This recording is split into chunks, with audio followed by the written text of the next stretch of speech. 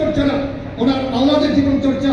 এবং আমি মনে করি ওনার আওলাদের একটা জীবনী গ্রন্থ, স্মারক গ্রন্থ আওলাদের হাফিজ হুজুর নামে একটা মজবুত ভাবে তৈরি করা উচিত, যেটা আগামী প্রজন্মের জন্য অনেক বড় শিক্ষণীয় এবং তাদের ইলমি, আমলি, রুহানি খোরাক হিসাবে বিবেচিত হবে। আমরা শুধু আলোচনার মাধ্যমে সীমাবদ্ধ রাখবো না। আমি হাফিজ হুজুরের সর্বশেষ একটা কথা বলি, যেই কথার সাথে আমাদের এই বর্তমান যিনি আলোচ্য ব্যক্তিত্ব তার সম্পর্ক আছে।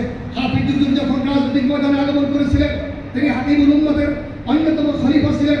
তারপরও তখন তার তৎকালীন যিনি পীর ভাই ছিলেন হযরত নসিরুল উম্মত নসিরুল্লাহ খান জালালাবাদী রহমাতুল্লাহ আলাইহি, তার কাছে তিনি খাদ্য কিতাবাতের মাধ্যমে এই ব্যাপারে পরামর্শ গ্রহণ করেছিলেন।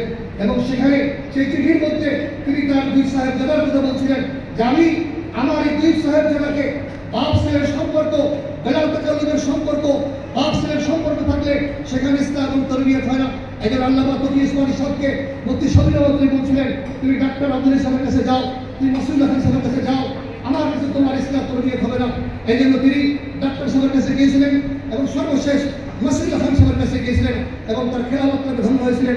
তার জন্য মাসুদুল্লাহ খান সাহেবের বাড়িতে আলাদা থাকার ব্যবস্থা ছিল, তকি ইসমাইল সাহেবের জন্য, মাওলানা সলিমুল্লাহ খান সাহেবের জন্য হাফিজ হুজুর রহমাতুল্লাহ আলাইহি তিনি সিয়াসতের ব্যাপারে তার পীর ভাইয়ের কাছে পরামর্শ চেয়েছিলেন যে আমি তো সিয়াসতের ময়দানে এসেছি, ঠামজি রহমাতুল্লাহ সিয়াসতের ব্যাপারে ভিন্ন একটা মত ছিল, এখন আপনি আমার পীর ভাই, কেমন যেন আপনি মুরব্বী, এই ব্যাপারে আপনি আমাকে পরামর্শ দিয়ে ভঙ্গ করবেন।